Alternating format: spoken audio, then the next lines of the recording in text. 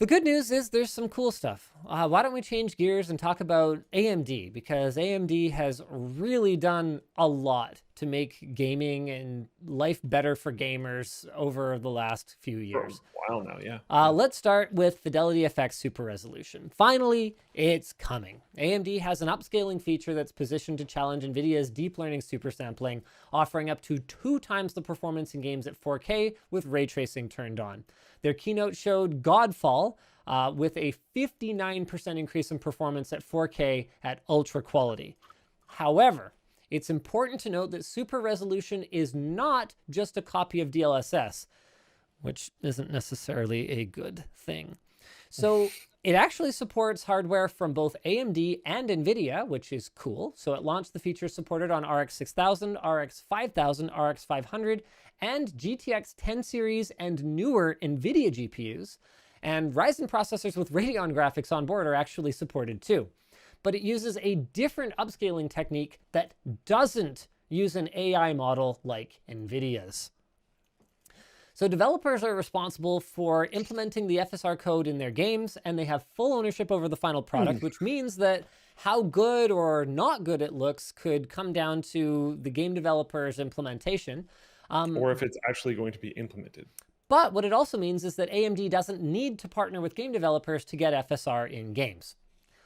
Like DLSS, it has multiple quality modes, so you can set it to ultra, quality, balanced, or performance. And ultra quality can boost frame rates 50% or more while retaining as much detail as possible. And then as you go down, each performance mode gives you a higher frame rate at the cost of image quality. In May, AMD published a patent for gaming super resolution that revealed a hybrid super sampling approach that will combine linear and non-linear upscaling technology. So the original low-res image passes through a linear upscaling network and then a non-linear upscaling network at the same time, extracting different bits of information through each path. And then FSR then combines these images to create a pixel grid that expands on each pixel for a high-res image. So then after some cleanup, you're going to get your reconstructed image. The patent also confirms that super resolution will work on multiple devices. Say, for example, a computer, okay, we knew that one, or a gaming device, or handheld device, or set-top box, or TV. So that's pretty neat. Right now, AMD supports over 100 GPUs and CPUs and has a release date of June 22nd.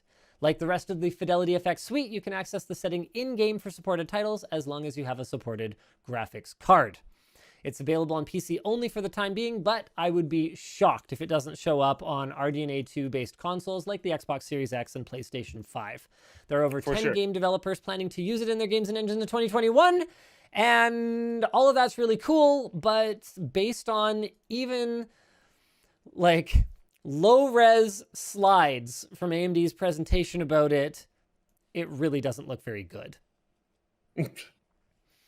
And anything that relies on developers is always highly questionable because it's been extremely documented for many, many years. The ever-changing landscape and competitiveness of game development leads to things being dropped off and scopes being reduced or massive crunch times, and they don't necessarily want to add that on. So stuff like this where they're like, oh, it's in the developer's hands, often just gets dropped. So maybe yeah, we'll see how it goes. It just didn't look that sharp. I mean, a big part of why DLSS works so well is that NVIDIA works with the game developer to get samples of what the assets are supposed to look like at high resolution, and then uses that to inform how it upscales the lower resolution native rendering that the GPU is actually doing. So without that machine learning element, I mean, realistically, it was never going to match the results of deep learning super sampling. But a lot of people are never going to look that closely at it, and as long as they get more FPS, then I guess they're going to be happy. It's just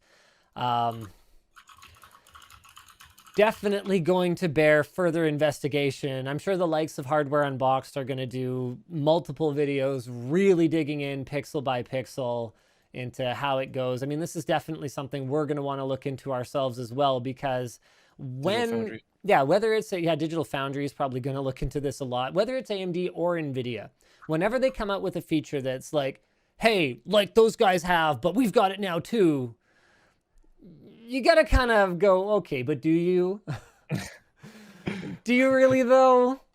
Is it really?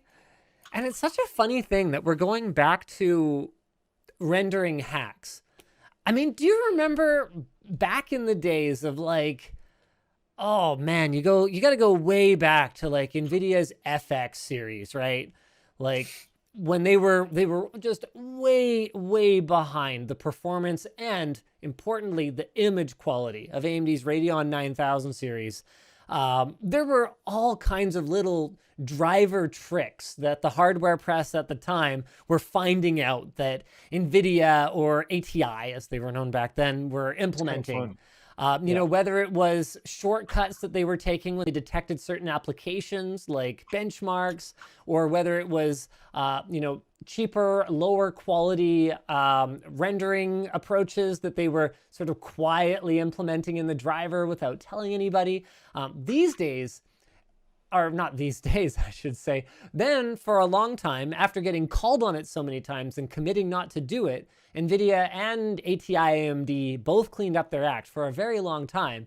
And then the funny thing is, we're now kind of going back to those days where not only do we accept that both AMD and Nvidia are using their own sort of divergent paths to hackily make their performance better, we're embracing it. I mean,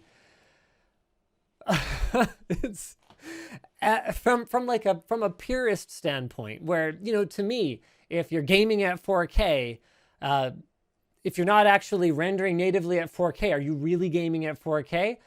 I find it kind of amusing that even people like me are coming around to it, because the reality of it is, in a fast-paced scene, most people are not going to notice the difference between DLSS and native resolution rendering. They're just not going to. I don't know that the same will be true of Fidelity FX Super Resolution, however, just based on what I've seen so far, which is not much. It looks like it might end up just looking like Vaseline smeared over the screen, but and it might get better over time, but that's not something to buy a product based off of.